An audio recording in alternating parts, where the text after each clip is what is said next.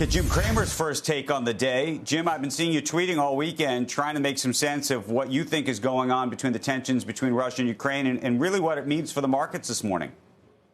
Well, I do think it's amazing when, Andrew, in the middle of Sunday with nothing going on, guys are banging down the futures and they're selling them down 2.5%, 3%. And you try to figure out, well, what do they know? And the answer, of course, is they know absolutely nothing.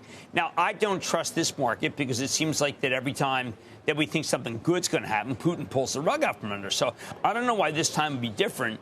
And the market needs to be get a little more oversold because obviously it's not just Russia, it's also the Fed.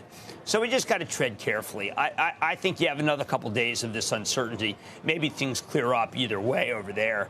But, Andrew, it is just like that picture that you showed. It's foggy.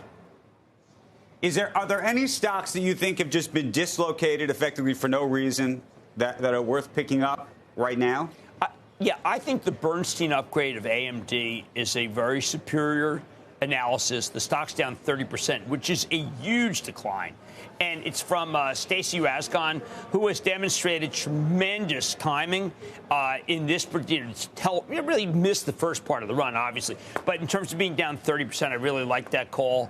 So I would go with that because Intel last week basically said, listen, we don't have the horses to compete until 2025 against AMD. And the stock did absolutely nothing on that. So that's a kind of a very good situation. I would not sell any energy. It's still good, Andrew. Energy's still good.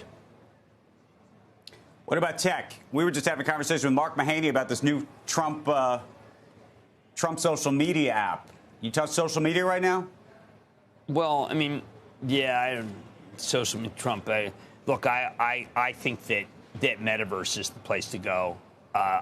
Facebook, let it come down a little more. I'd like to be a little more seasoned. I'd like to be more seasoned than that. Hey, by the way, in tech, I like Upstart. They were on very good last week. Got a big buyback. They're making money, unlike so many techs. It just seems terrific. And then Palo Alto I've got tonight. I think they could be terrific. I'm not kidding. They may be just great.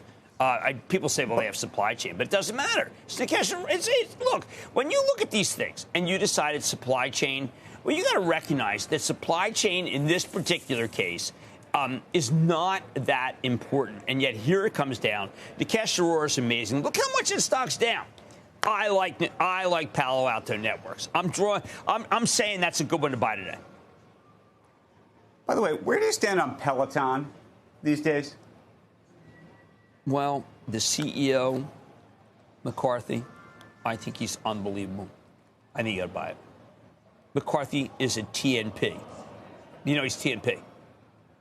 No, look, I think he's TNP. You know what that means? He may be an MVP. I spoke to him last week, and we did a piece in Dealbook over the weekend with him, and he was as candid can be about how he sees that business and what he thinks it could be and how he could change the pricing model and everything else. And it made me think, I don't know, maybe it's mispriced.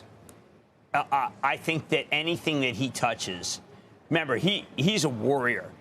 He worked at Netflix. He knows subscription model better than anybody at Spotify. I just love that man. I think that that this was a discipline situation. It was an execution situation. And I think that Peloton's a buy with McCarthy. I mean, look, he probably has to take one more hit, but it doesn't matter. So you buy it, buy some now, wait till it goes 25. But I just think he's amazing. And you know how that guy is really tough.